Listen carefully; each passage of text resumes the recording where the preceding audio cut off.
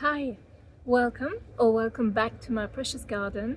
In today's video I want to talk about heat wave and what I do in my garden before, during and after a heat wave, and maybe give you a few tips, and my experience maybe can inspire you in what to do in your garden. So let's jump in. First of all, the sunscreen for the garden, the sun protections. Whatever you have can work. The heat wave is past, it's worse, so most of the protection is gone. But you can see you can use parasols, umbrellas.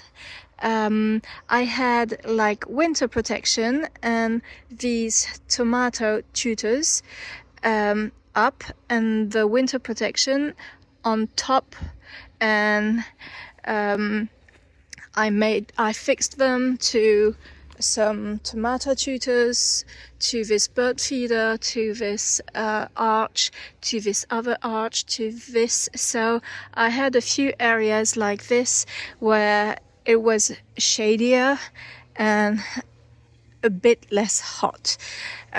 So that's one thing you can do. Also, I used the table, the chairs on top of plants to cast some shade, because yeah, when the weather's extreme, the solutions are just what you can find.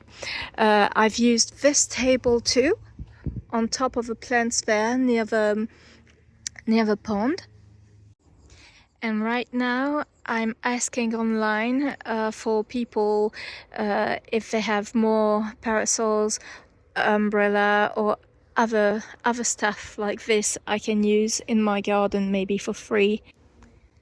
About watering, of course, if you have I can't remember how you call this in English, but some kind of rainwater barrels or something where you can stock, you can keep your water from the rain. This is a good idea. Otherwise, watering wise, the idea is to water deeply and not like every day, unless it's pots. You have to do very regularly, otherwise they dry out. But if it's not pot, if it's in the ground like this, water deeply, and so that the plants push roots deeper and rely on you a bit less. And when do you want to water?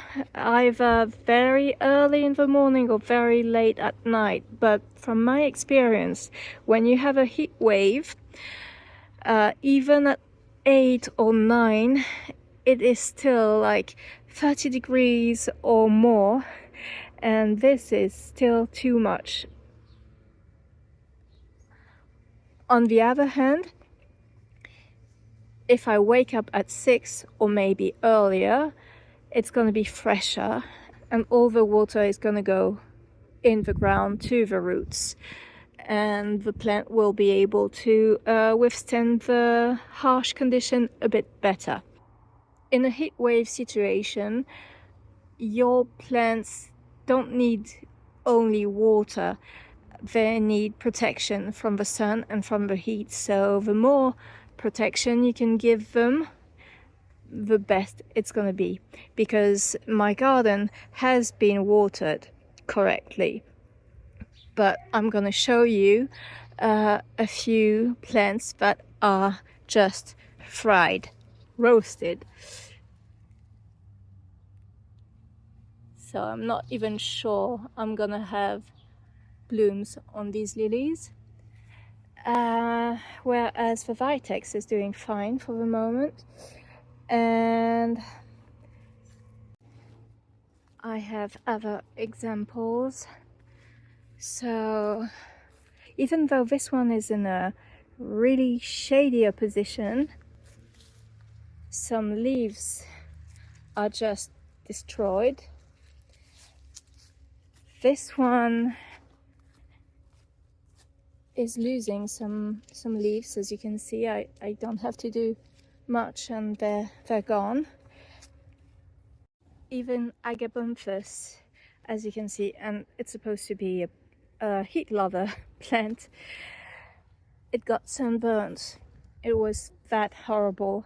And the dahlias like this. So this brings me to my next tip, is when you have fried leaves like this during a heat wave, you mustn't take them out just as soon as they're fried, because although they just don't look nice, they're still a kind of protection for the plant, for the leaves underneath, for the a barrier to the heat.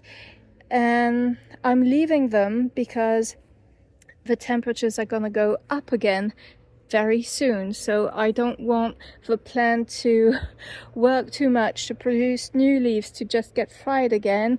That's nonsense.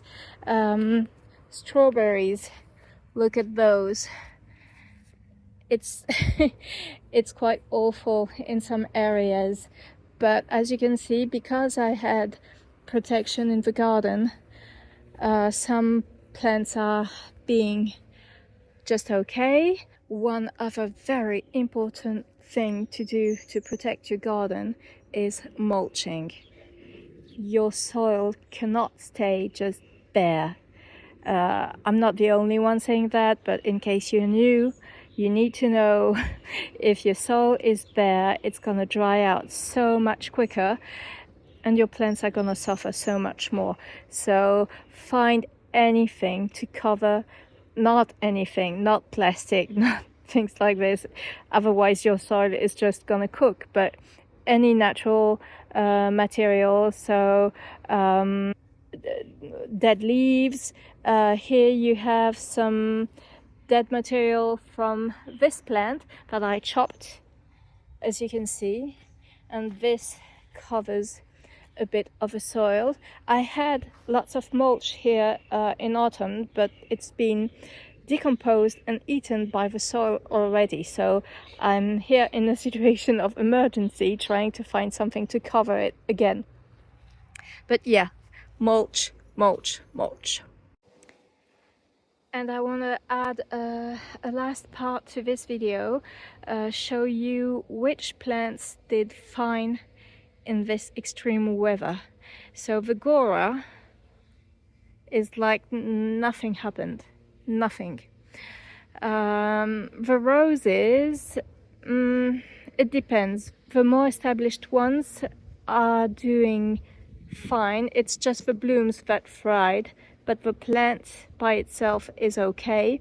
The younger ones, some leaves suffered, but I think it's okay. The peonies too, the foliage are mostly okay. And some plants like the sedums, they're doing fine, of course. The hibiscus, they didn't like the heat, but look at them, it's like nothing happened. It's not scorched or anything, for me at least. My strawberry tree also is looking intact. The amelanchier, it's just loving life at the minute. And one last tip, if you're living in a similar climate to me, or at least where the summers are getting hotter and hotter and earlier, you have a risk of heat wave, what I recommend is not dividing plants in spring, because then they have a very hard time recovering from the division. And not plant too late, also too late, because the problem will be the same. It's difficult for plants to adapt, especially if you don't have a very nice soil. Mine is still very compacted in some areas, and so it's difficult. I had planted in spring Cleome here, and it was just dying.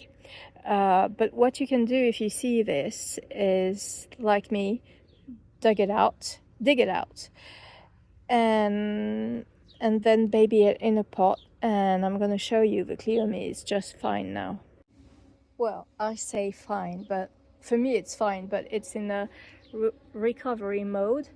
It was all yellow, as you can see, it's all green right now and pushing out new leaves. It's protected from the sun and it's gonna do fine. Whereas if I had left it like one more week in the ground, it was gonna be completely dead.